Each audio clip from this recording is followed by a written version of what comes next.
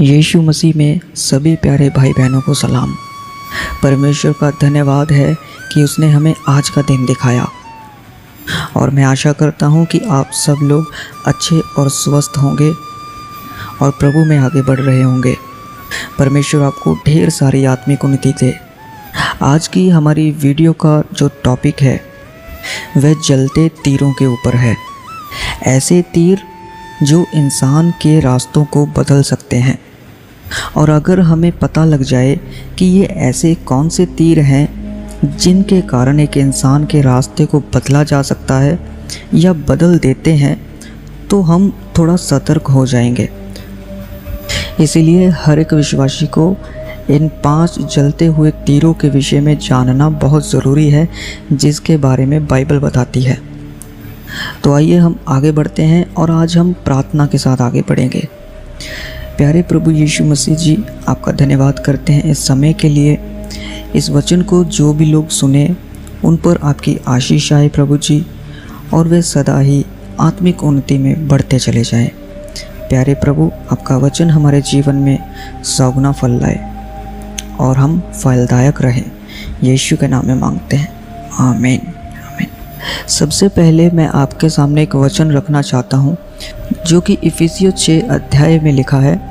यहाँ पर लिखा, नितान प्रभु में और उसकी शक्ति के प्रभाव में बलवंत बनो। आपको पता है इफिसियों 6 अध्याय 10 वचन से लेकर 18 वचन तक परमेश्वर का वचन हमें बताता है कि हमें परमेश्वर में बलवंत बनना है। क्यों बलवंत बनना है?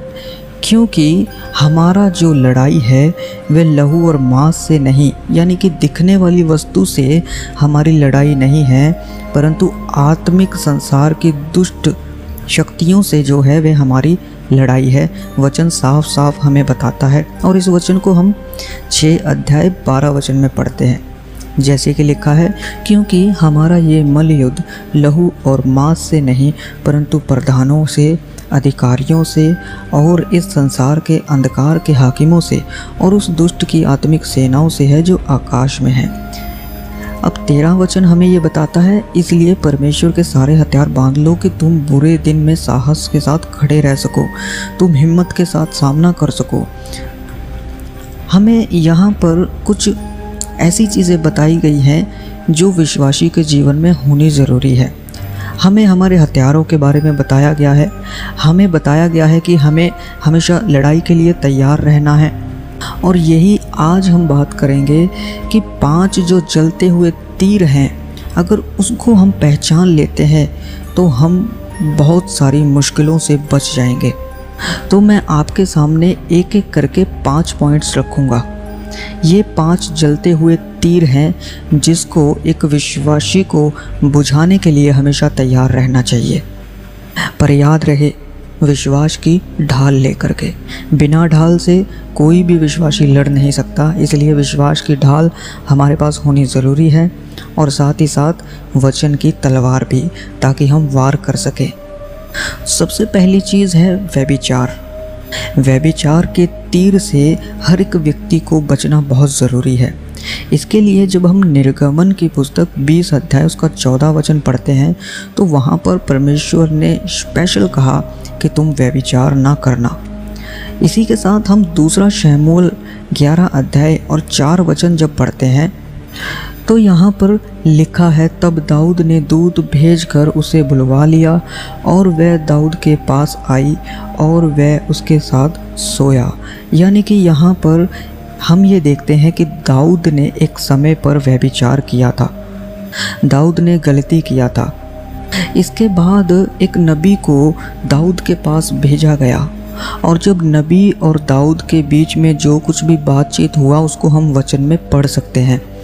पर दाऊद ने वहाँ पर अपने पाप को मान लिया था, दाऊद ने पश्चाताप किया, पर वो कहाँ ना कहाँ अपने रास्ते से थोड़ा सा भटक गया था। मैं आपको बताना चाहता हूँ कि ये जलते हुए तीर इतने पावरफुल हैं कि एक विश्वासी के रास्ते को बदल सकते हैं, एक विश्वासी को विश्वास से भटका सकते हैं। दाऊद ने यहाँ पर अपनी गलती को मान लिया था और वह वापस अपने रास्ते पर आ गया। पर विश्वासी लोगों को आज के समय में इस बात का ध्यान रखना बहुत ज़रूरी है कि व्यभिचार के बारे में बाइबल साफ साफ बताती है। व्यभिचार मन में भी नहीं करना है, ऐसा प्रभु यीशु मसीह ने बोला।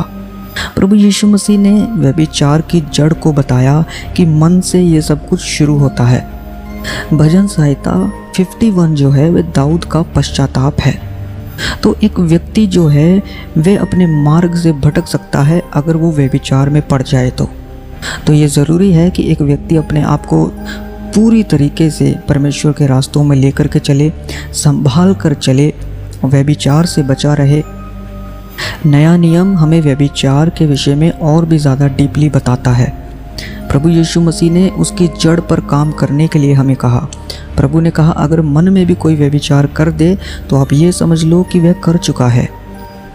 इसलिए हमें परमेश्वर की ग्रेस में, उसके अनुग्रह में बने रहना बहुत ज़रूरी है ताकि हम व्यभिचार से बचे रहें।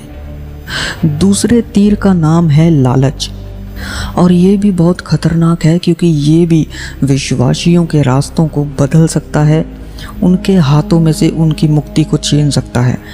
आपको पता है प्रेरितों के काम 5 अध्याय और 1 से 6 वचन जब हम पढ़ते हैं तो हम ये देखते हैं कि वहाँ पर हनन्याह और सफीरा नाम के पति पत्नी थे। जब उन्होंने पतरस के सामने झूठ बोला तो पतरस के ऊपर परमेश्वर ने रिवील कर दिया कि ये लोग झूठ बोल रहे हैं। अब उन्होंने झूठ क्यों बोला था? क्योंकि उनके अंदर लालच आ गया था। उस समय के लोग अपना सब कुछ बेच करके प्रेरितों के पाँव में रखते थे और प्रेरित लोग उन सब से वह चीज़ें लेकर सब में बराबर बांट देते थे जिसको जितनी ज़रूरत होती थी। पर हनन्याह और सफीरा ने जो ज़मीन बेची थी उसमें से कुछ हिस्सा अपने पास रख लिया था और इसी विषय में उन्होंने प्रेरितों के सामने जाकर के झूठ बोला, बातों को छिपाया, अपने मन के अंदर लालच रखा। पर उसका परिणाम क्या निकला? उसका परिणाम ये निकला कि उनको अपने जीवन से हाथ धोना पड़ा। वे दोनों के दोनों मर गए। तो आज के समय में अगर एक विश्वासी को ये चाहिए कि उसका मार्ग ना बदले, वह मार्ग से भटके ना, तो उसको अपने अंदर के लालच को ख़त्म करना पड़ेगा। अब लालच कई प्रकार के होते हैं। रुपए धन का लालच हो सकता है, किसी की स्त्री का लालच हो सकता है, किसी की वस्तु का लालच हो सकता है। लालच बहुत प्रकार के हैं। तो हमें ये ध्यान रखना है कि ये लालच हमारे अंदर पैदा ना होने पाए, और अगर किसी के अंदर पैदा हो भी जाता है तो उस चीज़ को हम अपने लाइफ से दूर करने पाए परमेश्वर के अनुग्रह से, क्योंकि ये भी एक जलता हुआ तीर है और जिसको लग जाता है उसी को पता रहता है कि वह मार्ग से अब भटकना शुरू हो गया है, और उसको तब तक पता नहीं लगता है जब तक वह पूरी तरह भटक नहीं जाता है। तीसरा जो तीर है वह है घमंड, यानी कि मन का फूल उठना। इसके बारे में हम पढ़ते हैं दूसरा इतिहास 26 अध्याय उसके 15 वचन में। यहाँ पर इस प्रकार लिखा है, फिर उसने यरूशलेम में गुम्मटों और कंगूरों पर रखने को चतुर पुरुषों के निकाले हुए यंत्र भी बनवाए, जिनके द्वारा तीर और बड़े बड़े पत्थर फेंके जाते थे, और उसकी कीर्ति दूर दूर तक फैल गई, क्योंकि उसे अद्भुत सहायता यहाँ तक मिली कि वह सामर्थी हो गया। परंतु जब वह सामर्थी हो गया तब उसका मन फूल उठा और उसने बिगड़कर अपने परमेश्वर यहोवा से विश्वासघात किया, अर्थात वह धूप की वेदी पर धूप जलाने को यहोवा के मंदिर में घुस गया, और अजर्या याजक उसके बाद भीतर गया, और उसके संग यहोवा के 80 याजक भी जो वीर थे गए। अब यहाँ पर हम एक राजा के बारे में पढ़ते हैं, जो राजा सामर्थी होने के बाद घमंडी हो गया था, यानी कि उसका मन फूल गया था, और इसी के चलते वह परमेश्वर के मंदिर में दाखिल होता है कि अब मैं धूप जलाऊंगा। तो वह जब जलाने के लिए गया तो याजकों ने उसको रोका, और जब याजकों ने उसको रोकना चाहा तो वह व्यक्ति याजकों पर गुस्सा करने लगा, भड़कने लगा। इसके चलते यहोवा ने उसके माथे पर कोड़ निकाल दिया और राजा वहाँ से तुरंत निकल गया। और शैतान के विषय में भी हम ये पढ़ते हैं, जो कि यहेजकेल 28 अध्याय में हमको मिलता है कि सुंदरता के कारण उसका मन जो है वह फूल उठा था और इसी कारण परमेश्वर ने उसको नीचे गिरा दिया, क्योंकि वह घमंडी हो गया था। और नीति वचन में भी हम यही पढ़ते हैं कि महिमा पाने से पहले नम्रता और गिरने से पहले घमंड आता है। और आपको ये भी पता होना चाहिए कि घमंड एक ऐसा तीर है जिसको लग जाए उसका अंदरूनी जो व्यक्तित्व है वह कठोर हो जाता है। इसको हम पढ़ते हैं दानियल की पुस्तक 5 अध्याय उसके 20 वचन में। यहाँ पर लिखा है, परंतु जब उसका मन फूल उठा और उसकी आत्मा कठोर हो गई। यहाँ पर साफ साफ लिखा है कि एक व्यक्ति जो है, जब उसके अंदर उसका मन फूल उठता है, जब घमंड पैदा होना शुरू हो जाता है, बढ़ने लग जाता है, तो वह अंदर से कठोर होता चला जाता है। और जैसे जैसे वह कठोर होता चला जाएगा वैसे वैसे वह अपने पापों को पहचान नहीं पाएगा, अपने रास्तों को पहचान नहीं पाएगा, वह सही और गलत में फ़र्क नहीं कर पाएगा। इसलिए ऐसा व्यक्ति भी सीधे मार्ग से भटक जाता है। और एक घमंडी व्यक्ति को ये पता भी नहीं होता है कि उसके अंदर कितना घमंड है। घमंड कभी भी महसूस होने नहीं देता एक व्यक्ति को कि उसके अंदर घमंड है। तो अगर आज आप ये जान लेते हैं कि इसके कारण कितनी बड़ी बड़ी विपत्तियां एक व्यक्ति पर पड़ सकती हैं, तो आज ही हम अपने आप के लिए, दूसरों के लिए प्रार्थनाएं कर सकते हैं कि कोई व्यक्ति जाने अनजाने में भी घमंडी ना हो जाए, कोई व्यक्ति जाने अनजाने में भी अपने आप को अंदर से फुला ना ले, उसका मन फूल ना जाए। वह हमेशा ही लोगों के सामने, परमेश्वर के सामने दीन और नम्र बना रहे, ताकि वह परमेश्वर के मार्गों पर बना रहे। चौथा जो तीर है वह है क्रोध, यानी गुस्सा करना। इसके बारे में हम पढ़ते हैं गिनती की पुस्तक 20 अध्याय और 8 वचन में, जहाँ पर मूसा को बोला गया था कि तुम चट्टान से बातें करना और वह तुमको पानी देगी।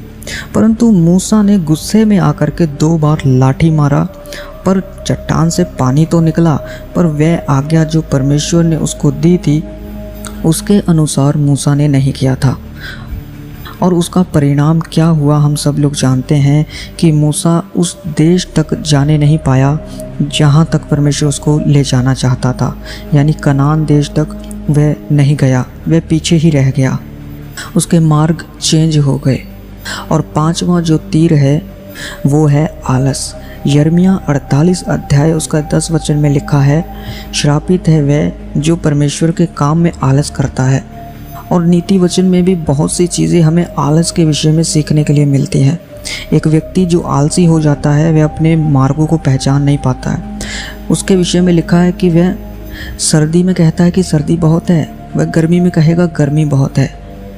मतलब आलसी व्यक्ति के पास बहाने बहुत होते हैं। ऐसे लोग परमेश्वर के राज्य के लिए कुछ नहीं कर पाते, ऐसे लोग खुद के लिए भी कुछ नहीं कर पाते, उनके अंदर आलस ही आलस होता है। तो ये कुछ जलते हुए 5 तीर हैं जिनके विषय में मैंने आपको बताया, और यही 5 तीरों से आज के विश्वासियों को बचने की ज़रूरत है। पहला व्यभिचार, लालच, घमंड, क्रोध और आलस। अगर इन 5 तीरों से एक विश्वासी बच जाता है तो वह बहुत सेफ तरीके से परमेश्वर के रास्तों में आगे बढ़ता चला जाएगा। सबको जय मसीह की।